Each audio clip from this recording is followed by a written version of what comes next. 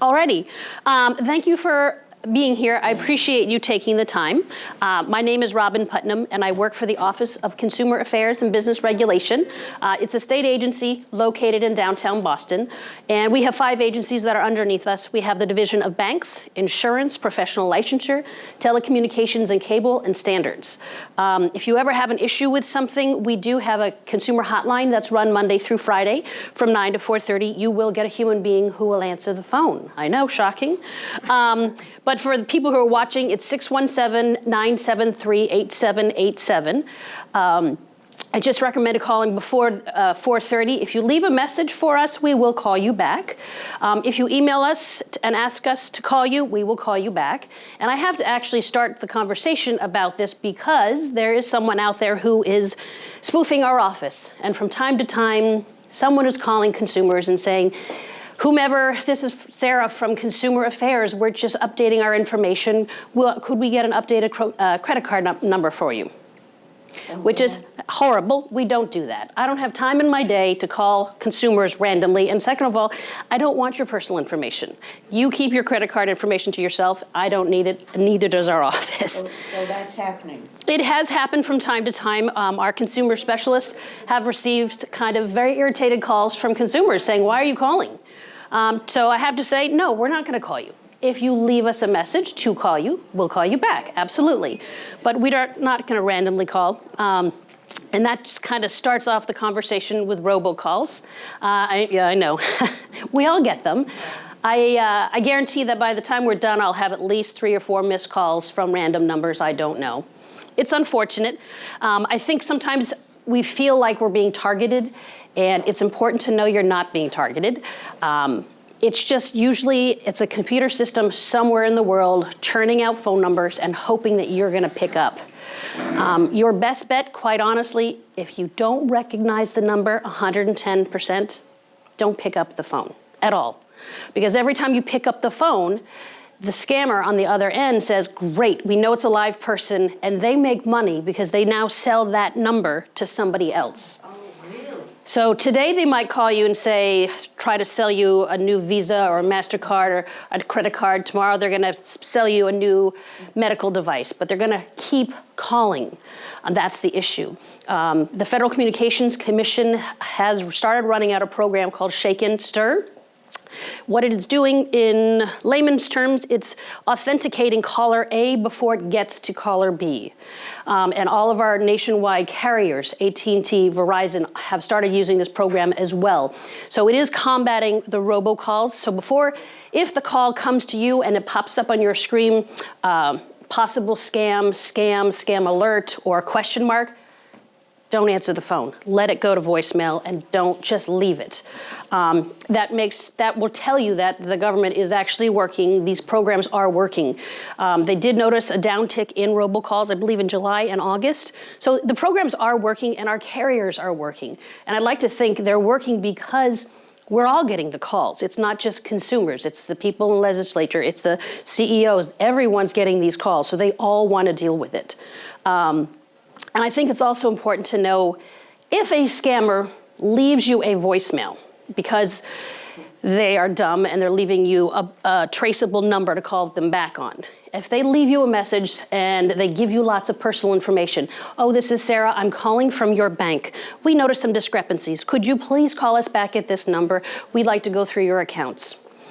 If you get that call from your bank or whomever it is, a credit card company, it's important to know, pull out your ATM card or an old statement and call the 800 customer service number that's associated with your bank or your credit card company. I wouldn't call the number back that they leave because you just don't know 100% if it really is your bank or credit card company. If you get that call, simply call your bank and say, look, I just got this funny call. Is there something wrong with my accounts? They'll say one of 2 things. Yes, it was us calling. Thank you for calling us back. Or no, it wasn't us calling. Did you give any personal information over the phone to somebody? It's tough because Our scammers use social engineering. They find out lots and lots of information about who we are, where we bank, how many children or grandchildren we have, where we live, you name it, they find it. So they use that information against you so that you make a bad decision.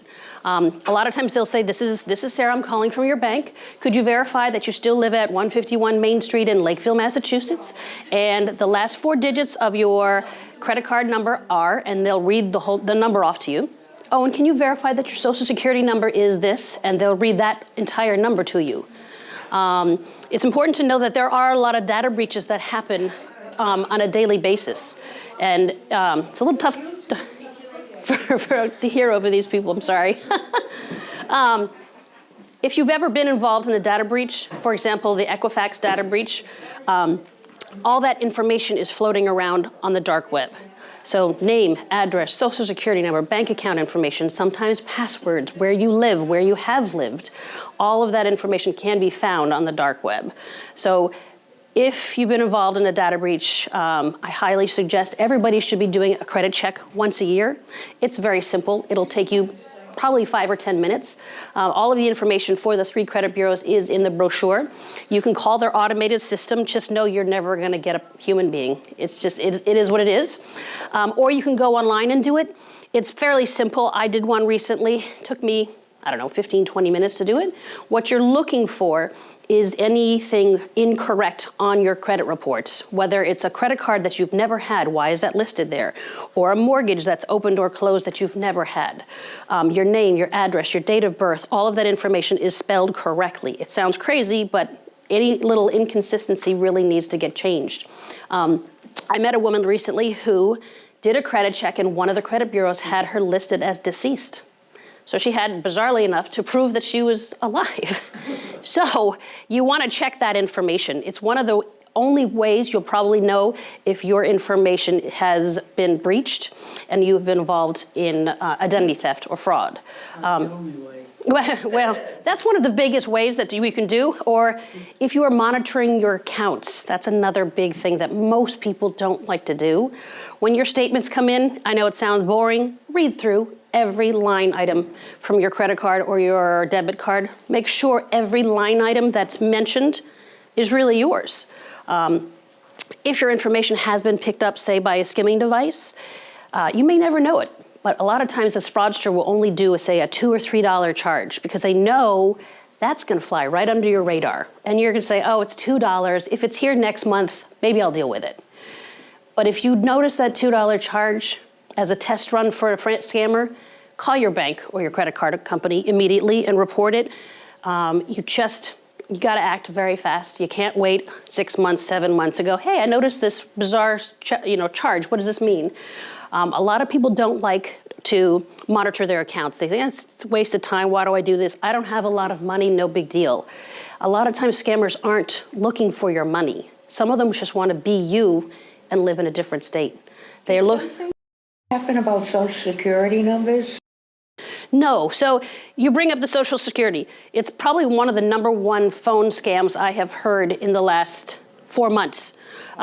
Every time I have gone and spoken to groups, at least 2 or 3 people every single time have received this call. This is Social Security.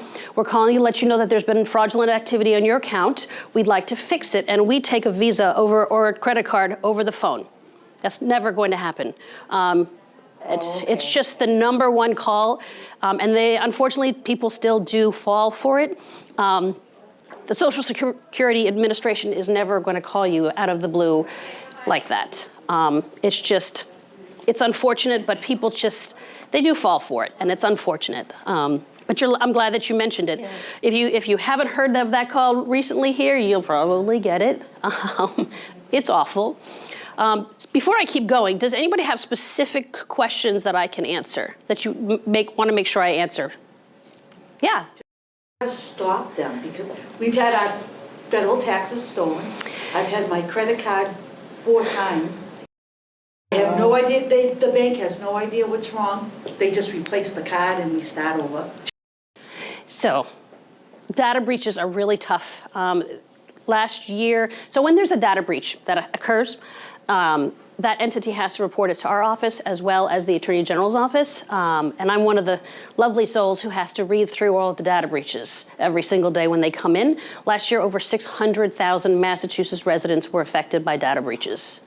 So I know it's a little frightening, but what's interesting is your banks and your credit card companies, they are paying attention. They act quite quickly as soon as they hear about it. They have IT teams searching on the dark web, looking for your credit card information that might be being sold on the dark web. What's important to know is stop using your debit card. Don't use your debit card unless you can and do put a daily limit on that card. What I mean is, if I stole your debit card, I'm not a fraudulent person, I would never do that, but if I got a hold of it and I figured out your PIN or the 3-digit code and I started going shopping, you want to make sure that the fraud is going to happen on your credit card and I don't drain your debit card.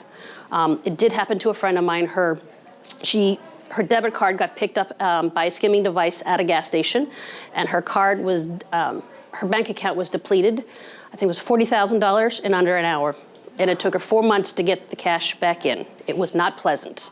So if you're going to get frauded, you want it to be your credit card, because you can call the credit card company and say, look, I don't recognize these 10 line items. What are these things? Your credit card company is going to deal with it. They have insurance, and you're not going to be held liable to pay for those things. But you have to act quickly. You can't call Visa 6 months later and say, you know, I don't recognize $7,000 worth of charges. That's why I mentioned you just never know where your information is going to get picked up. Quite honestly, it's anywhere you use a credit card or debit card. A gas station, where have they been found? Gas stations, ATMs, libraries, medical centers, hospitals, law firms, anywhere a credit card is going to be used, because that's where the scammers go. They want to just go right for the credit card companies. Did you have a question in the back? No. I have a, Oh, yes. you know, when you order something by phone or online, they always ask for that little 3-digit number. Mm-hmm.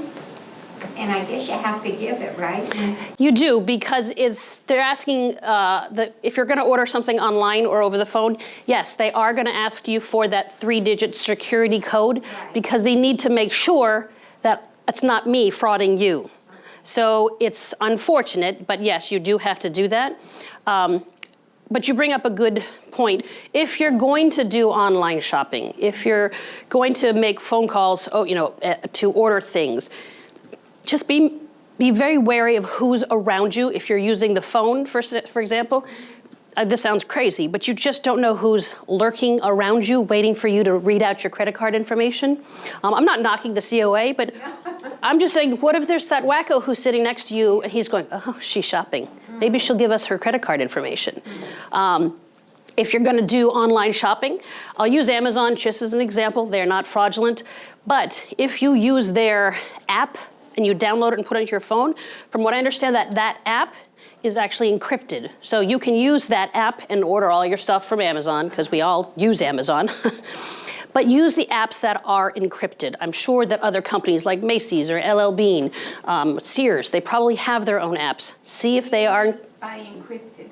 So encrypted means that if I'm going to use their app, and when I'm shopping, when I put my credit card information, it gets basically scrambled, sent over the internet to Amazon, right, and unscrambled, and so that no one can get my credit card information.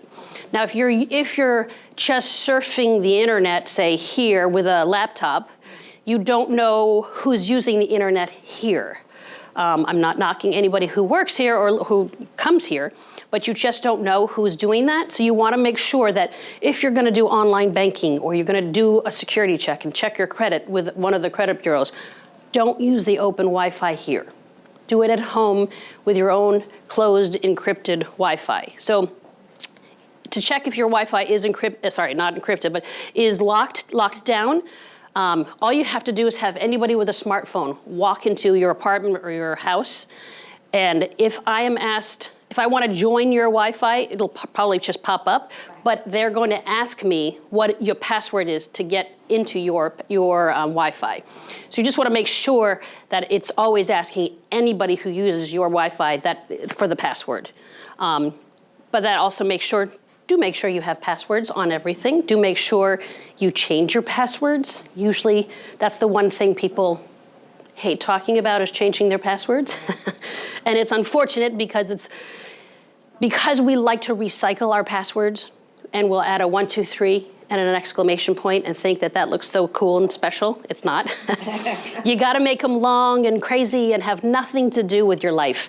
It can't be your favorite grandchild, a favorite color, your dog's name, your street name, your spouse. It has to be something completely, has nothing to do with who you are. And you really should change it every 4 or 5 months. I know it's terrible and no one wants to talk about it, but we're too sloppy. And we create very simple passwords, and sometimes passwords are involved in data breaches. So you really need to make sure that you're changing. I use a password keeper. It's an electronic keeper that I just downloaded. It's a paid app that I don't mind paying for. It just means that when I need a password, like to sign into Amazon or any of my accounts, I use my thumb to get into my phone, and then the only other password I need to remember is to get into the keeper. I pop it up. I know it takes a little 2 minutes extra out of my day, but I will go, okay, all right, my Amazon, oh, that's what it was. Pretty crazy password, but whatever, it still works. And then go in and log into my accounts. It's just one of those things that will keep you a little bit safer. So that's an app you can get on your phone or whatever? Sure, yeah. If you do a Google search or go into the App Store, just type in password keeper. There are lots of companies out there. I would do a little research for yourself. See what the customer reviews are, paid apps as well as free apps. Do some work on the internet, see if they have had a data breach. You just never know. I did my own research, so I feel comfortable using the company that I'm using. It's one of those things, but if you don't want to do the electronic one, that's okay too. Write it down. Keep it hidden away somewhere in your house. Don't put it in a folder saying passwords. That's just too easy. But do have just a running list. And then when it's time to change all your passwords, pull it out and change them all. It really isn't going to take that much time, but it's just one of those things that if we do that, it will keep you safer. I think another thing that we really should be doing is trying to shred everything that has personal information on it. Old receipts. And I say receipts because we don't think, oh, it doesn't have much information on it. If a scammer gets a hold of that receipt that you just dropped, it might say the last 4 or 5 digits of your ATM card or your Visa, MasterCard. Now they have that information, they figure out who you are, and they're gonna impersonate your bank or your credit card company. And they say, you know, this is Sarah, I'm calling from Visa, we noticed some discrepancies. Can you just verify that the last 6 digits of your credit card information is? And they'll read it off. Oh, and you still live at 151 Main Street in Lakeville, Massachusetts, and you have 6 grandchildren, and 2 of them go to UMass Amherst. That's wonderful. And they give you that information. It's a conversation, and it makes you feel comfortable, but you don't realize you have no idea who just called you. The thing is, there are apps that you can put on your phone that will scramble your phone number. And I can call you, and it might look like the IRS is calling, the Lakeville Council on Aging, the police department, the fire department. That's how it's so difficult to know really who's calling. Wow. And unless you know the chief of police, why is the Lakeville Police Department calling you? And I'm not knocking the police department, but I'm just thinking they have other things to do with their time. It's just one of those things that people don't think about. They immediately get a little nervous. Oh my gosh, why is the IRS calling? Why is the police department calling? Oh my God, who's in trouble? And then because they know that you're gonna start getting a little bit nervous, and then they're gonna impersonate the local chief of police, or they're gonna impersonate the chief of police, say at UMass Amherst, because they figured out that you have 2 grandchildren that go to UMass Amherst. Not knocking any of the police departments or UMass, but they're gonna impersonate. Then they're gonna say, look, this is Chief so-and-so. We have your grandchildren. They got arrested last night, and they asked us not to call their parents. Would you like to bail them out of jail? We take Visa. And it sounds crazy, but there are enough people out there who do fall for that grandparent scam. Just know your police department isn't gonna take a Visa over the phone to get your kid out of jail. It just doesn't happen. I've talked to a couple police departments, and they're like, no, we don't take Visa over the phone. That's crazy. So if you do get that kind of call that makes you a little nervous, take a step back. Call your grandchild, call the parents. You can even have your local police department on your behalf, call the police department in Amherst if that's the case, and simply ask, hey, something's making me nervous, can you help me? That's why they're there to be helpful for you. It's just tough because these robocallers, they either give you lots and lots of information to make you feel comfortable, or they give you information to make you feel uncomfortable and scared. Sometimes they'll use profanity. I got the IRS call, and the guy was swearing at me, told me I was going to get deported, told me that the National Guard was going to come and get me. And I said, well, okay, hold on. I don't make that much money to owe over $25,000 to the government. I can't get deported because I'm a US citizen, but if you're gonna deport me, send me to Hawaii, that's fine. And the National Guard, which I'm sure that they have other more pressing things to do with their time than come find me. I don't usually, if I answer the phone, my problem is I have to answer the phone at work, and somebody has given my phone number out to a scammer somehow, and I do get scam calls at work, and it's a little frustrating. I simply hang up. If I know it's someone wacky, I just hang up immediately. I know a lot of people love to scam the scammer and keep them on the phone or scream at them back or tell them terrible answers to their questions. I don't suggest you do that. If you irritate a scammer, if you have a real live person, you don't know what they could do. You don't know if they live around here. Every hour on the hour. Yep. I met a woman who did that, and she thought it'd be fun to scam the scammer. I just told him I'm on the do not call list and I was going to report him. He says, go ahead and try. And he called back every hour on the hour for 4 or 5 days. Yep. The phone company wouldn't help me, but then I finally got a manager who would. Yep. To block that number from calling me every hour. That's what they'll do. And if they live around here and they're calling a landline, they can do a reverse search and figure out where you live. Just let it go. Just let the phone call go and just don't bother with them. If they're calling you on a smartphone, you can block the call. I do it all the time. I do suggest, though, if you're getting calls, do report them.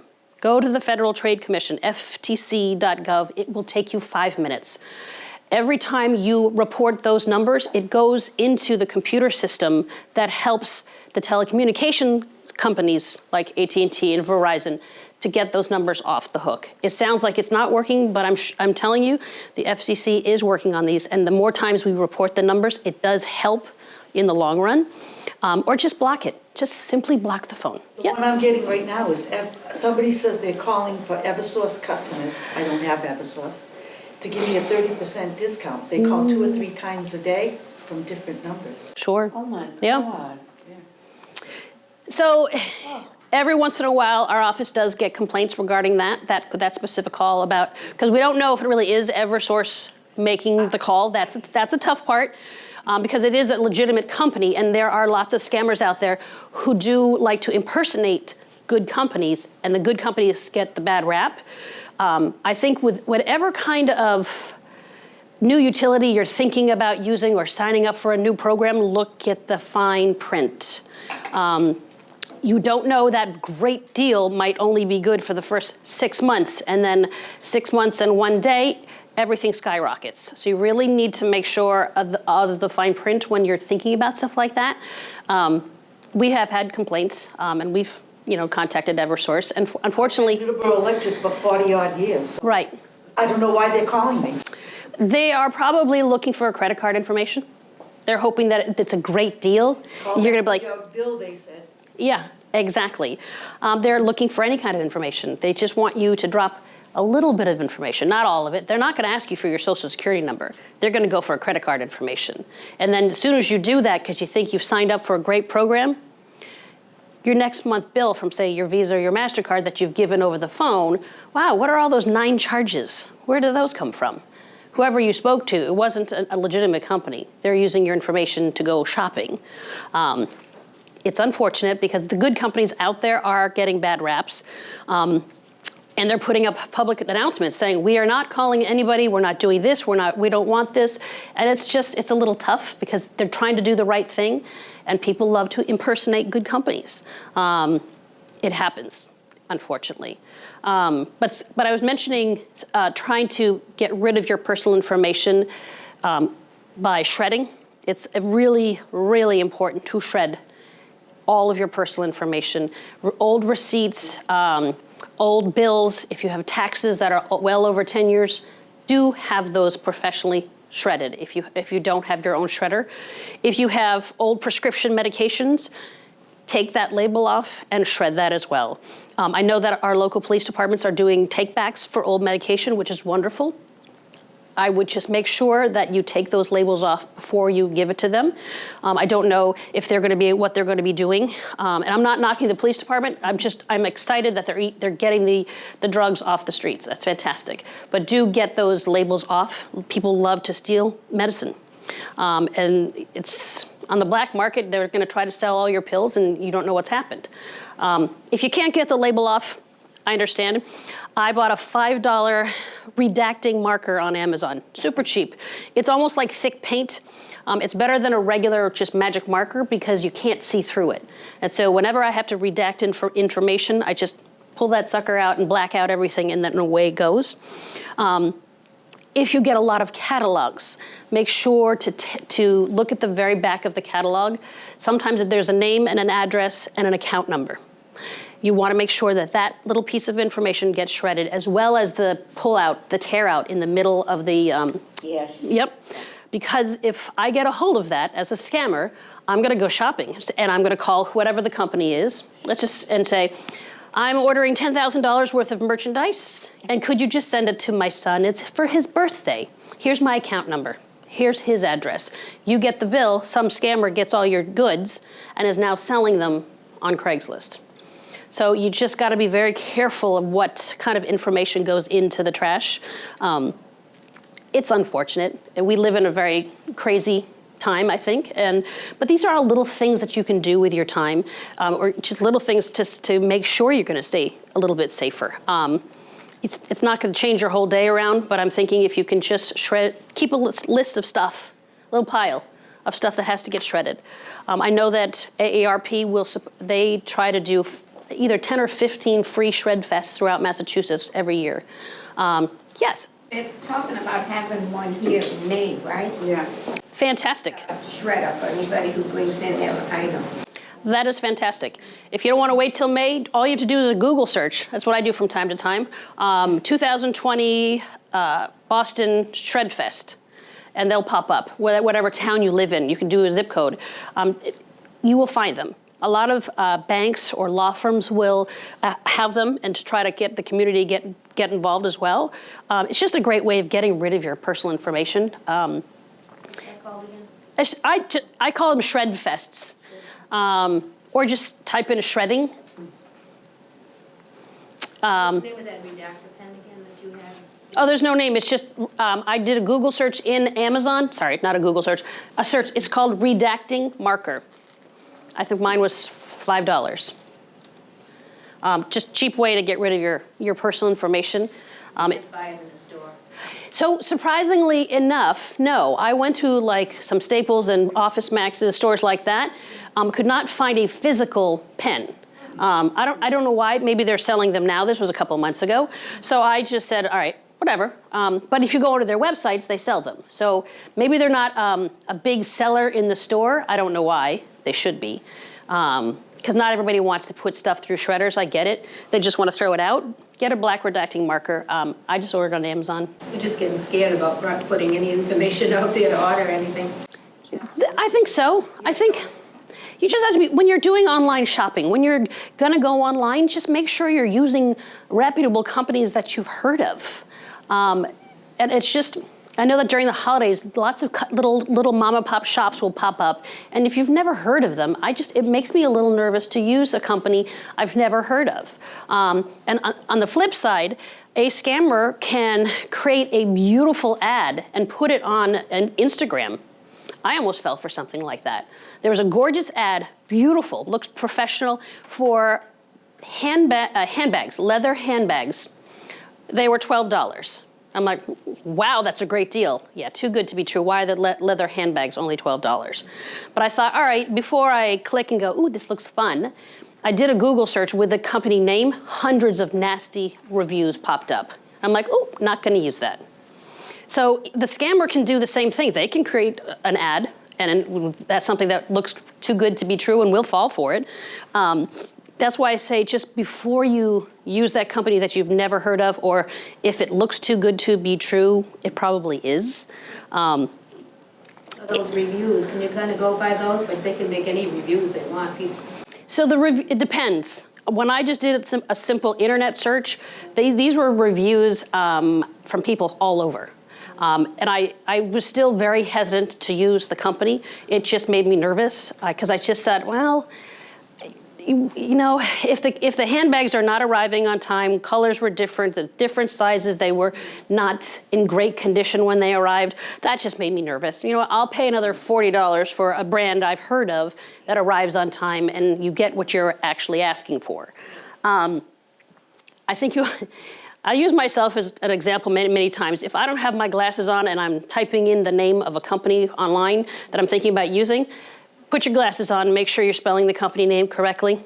Sometimes scammers will buy an incorrectly named company and create a whole website that looks exactly like that. Just because they think, oh, they're not gonna notice that she spelled Amazon incorrectly. I'm not knocking Amazon, but they will spoof other sites. LL Bean, what if you spelled Bean incorrectly? But the whole website that they designed looks exactly like LL Bean, and you don't realize it's happened. I'm not knocking any of these companies, they're just examples. You just have to really make sure when you're online to look at those company names. Did I really spell it correctly? Okay, great. Move on and go shopping. It's just, we live in a very crazy time where everybody just doesn't have time and they're always on a rush doing something and they're not paying attention. They're always on their phone or on their laptop. Make sure to take a little extra time when you're doing something like that. I'm waiting for Publishers Clearinghouse Oh. to come to my door. Me too. You know,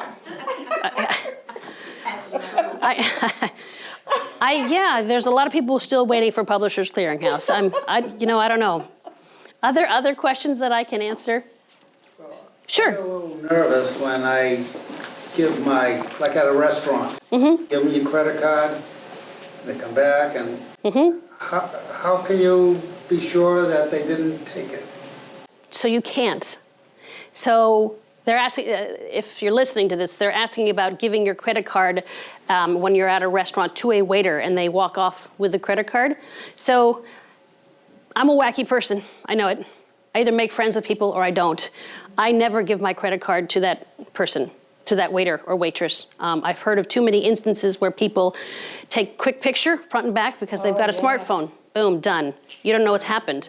I never thought of that. Or there are some waiters and waitresses who have been paid by groups and said, look, we'll give you this credit card skimming device. Every swipe you get for us, we'll give you $50. And you don't realize it's happened. You've given your credit card away, and then you get two bills. When your statement comes in, you go, well, I was at that restaurant that night, yes, but why are there two charges? What's going on? So when I'm at a restaurant, I know I'm that weird person. I will go to the register and check out. If they don't come to me with the point of access, the machine right to my table, I think I'm that weird person. Just sometimes when I have dinner with friends, they're like, ugh, there she goes. She's not gonna give her credit card away. We work hard for our money. I don't want anybody having access to my credit card. It's a lot. It's irritating when it happens, but that's why you never know if it's gonna get picked up. That's the problem. When my credit statement, I look at my statement online every 5 or 6 days, and I will go through everything. If something looks a little out of the ordinary, boom, I'm on the phone with Visa. It's just one of those things you don't know. People, credit cards have been picked up everywhere, and that's the tough thing. So if you're gonna do a lot of shopping, use your credit card at all times. Don't use your debit card. Stop using your debit card. If you need to use a debit card, get a daily limit put on it so that if I get a hold of that debit card, I can't drain your account. It's tough.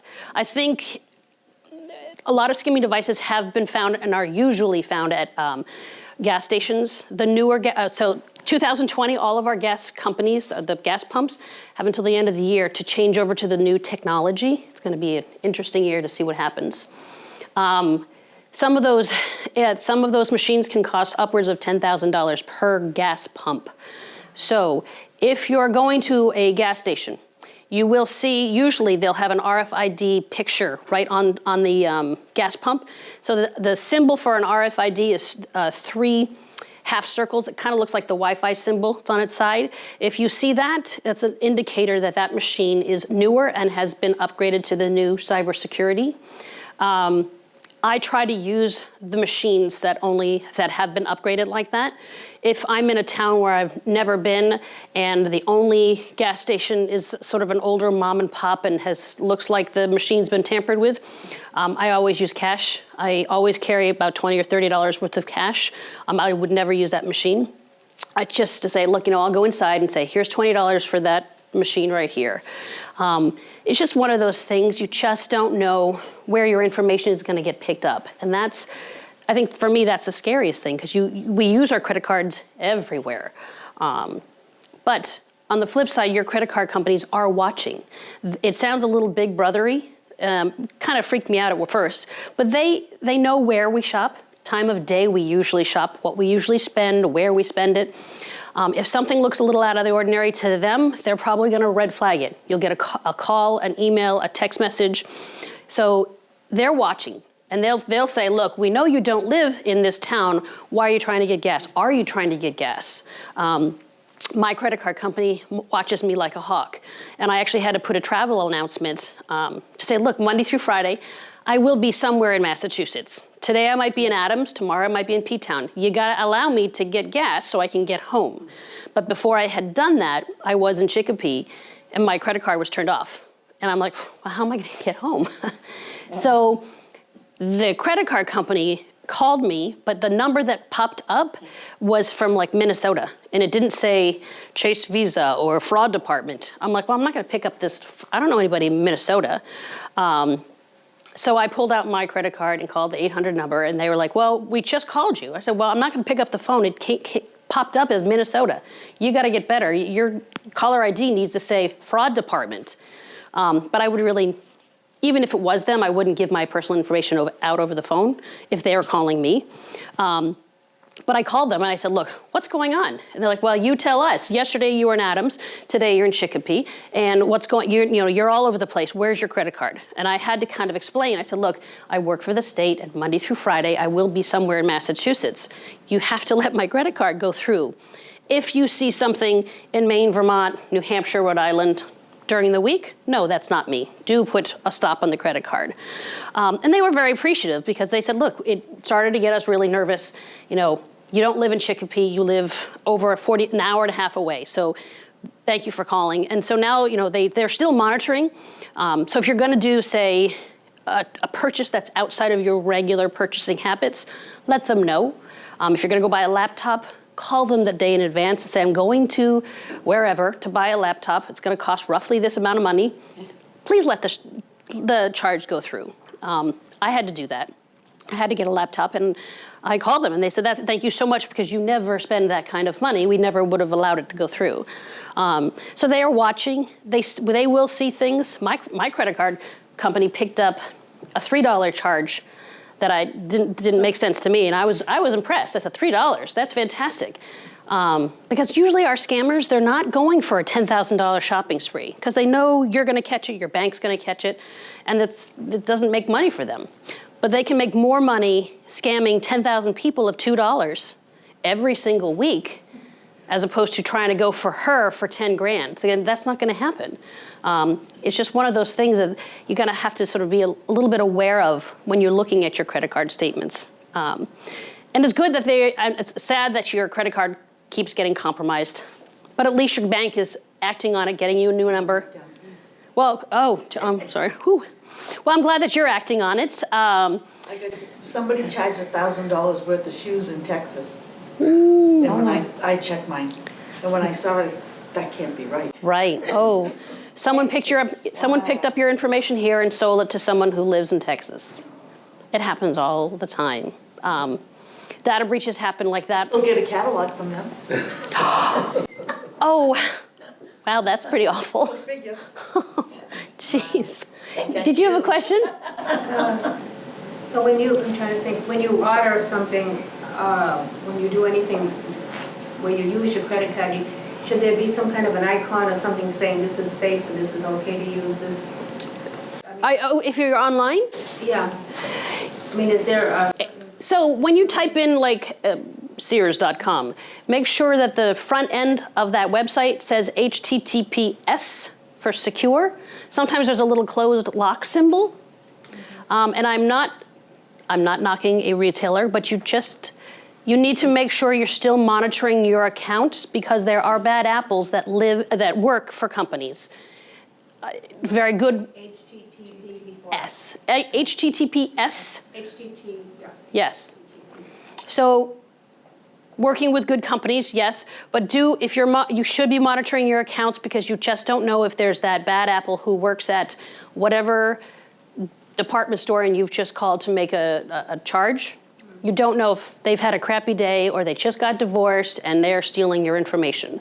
It does happen. There are bad apples that work inside of great companies, and that's where the data breaches kind of come in. I've read about all kinds of crazy things. So that's why if you're monitoring your accounts, monitor them like a hawk.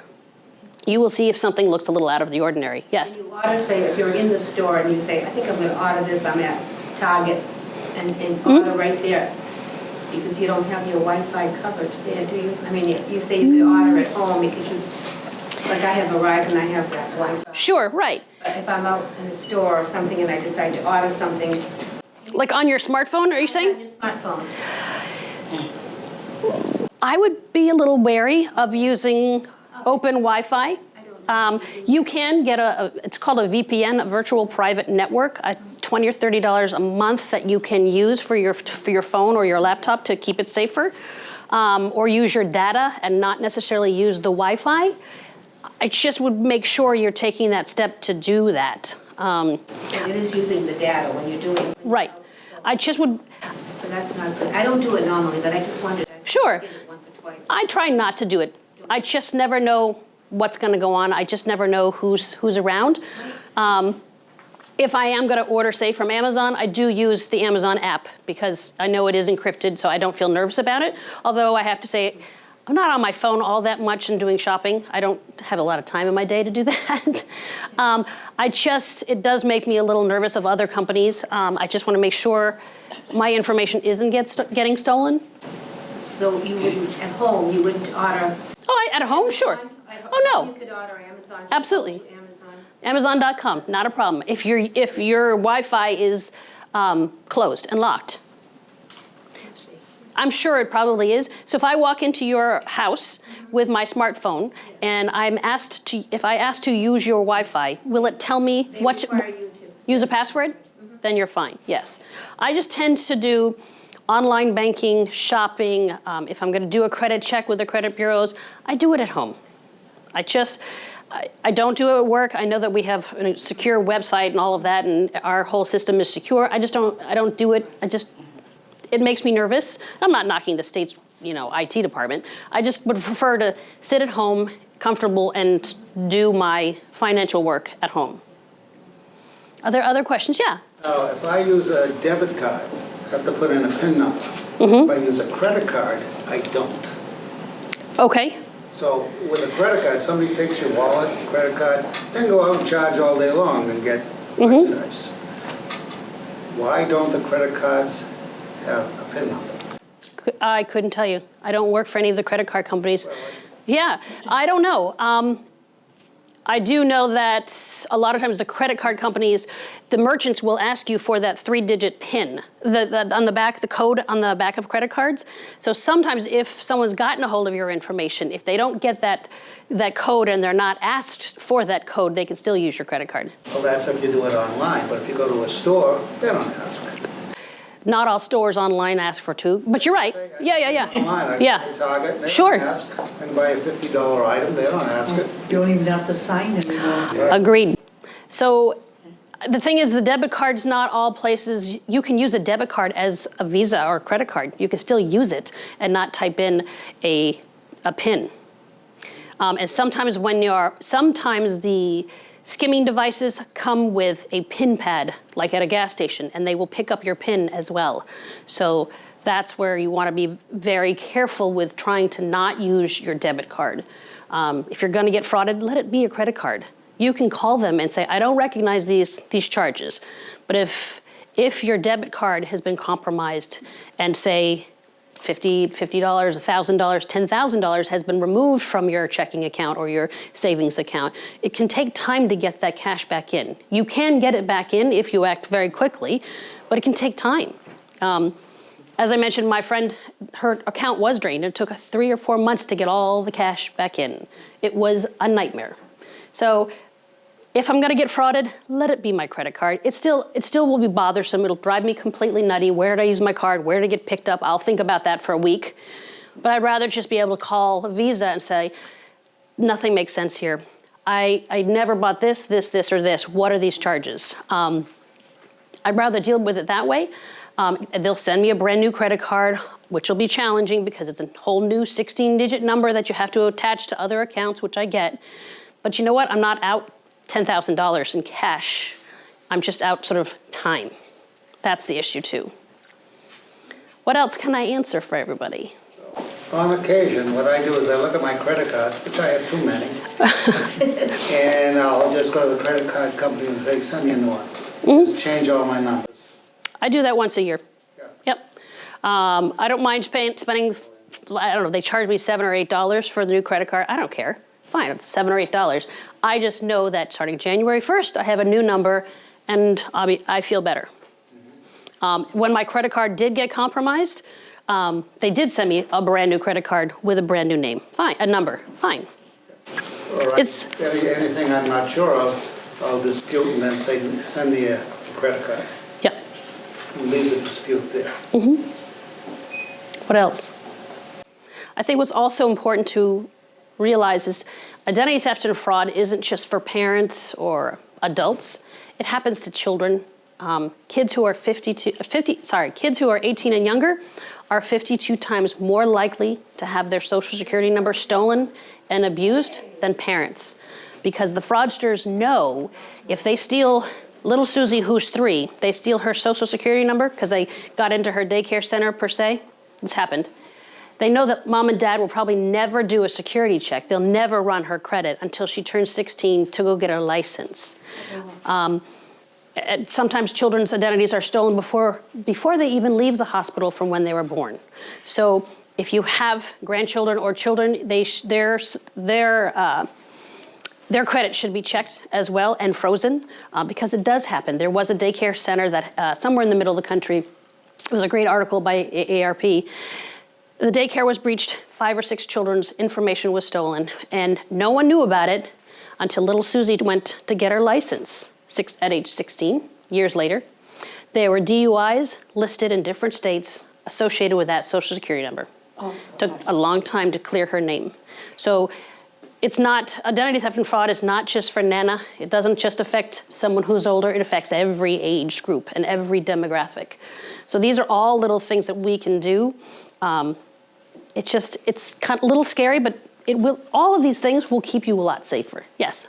What's the procedure to check your grandsons or grandchild? Sure. You can go to all 3 of the credit bureaus, and on their website, they have a specific tab for checking a child. A parent will have to jump through a few more hoops because you need to prove that you are mom or dad, or mom and dad, and it can be done. If you do check and everything looks fine and there's nothing on their report, which as a 3-year-old, there really shouldn't be anything there, that entity should be frozen until they turn 18. Everybody should have your information frozen at this point with the 3 credit bureaus. There are so many data breaches that happen every single day. If you do a credit check on all 3 of the credit bureaus and everything looks fine, it's a super boring read. The older you are, the longer it is. But if everything looks good, fantastic, freeze it. That way, if your information is stolen and you don't know about it, no one can open up a new line of credit in your name. It's a little scary, I know, but I would rather freeze, if I had a child, I'd rather freeze it until they turn 18 and she needs to do this, that, and the other. You don't know who's looking for information. And as I mentioned earlier, they're not all looking for cash. They just want to be you in another state. They want to get a green card. They want to get a passport, a job, get a student loan, get a car loan, you name it. So sometimes they're not looking just to drain your bank account. It's unfortunate, though. Are there any other final questions that I can answer? Everybody's really quiet now. I scare people for a living. But I give you tactics on how to be safer. All of this information is that I've talked about and resources are in here.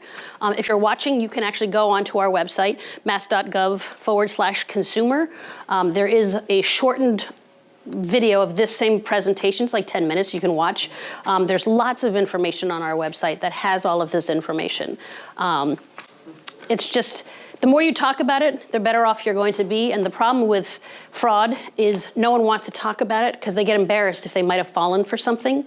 And if you're older, say 65, 75, 85, you don't want anybody to know, because a lot of people, they think, oh, my kid is going to start taking over all my finances and there goes my freedom. I've met plenty of people. You should be talking about it. If you're having lunch with somebody and all of a sudden your neighbor says, I think I won the lottery of Ireland. Ooh, you might want to have a conversation about that. But all the ones I've had, no one can figure how they did it. My taxes that they took. I know. It says that happens all the way time. More than we think. Oh, it does. They even have a procedure for it because it's so common. Yeah, it's awful. It is.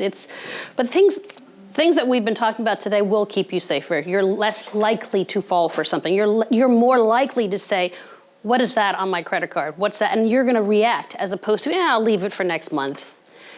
Or you'll hear things. You'll get a phone call. Hi, this is the Social Security Administration. The sheriff's coming. Exactly. And I'm like, I'm going to get deported. I'm like, great. Send me to Hawaii. Okay. But that's okay. I've gone to jail 6 times, and it's just crazy. So thank you so much for coming. I appreciate you taking the time. Thank you. Thank you You're very welcome. much.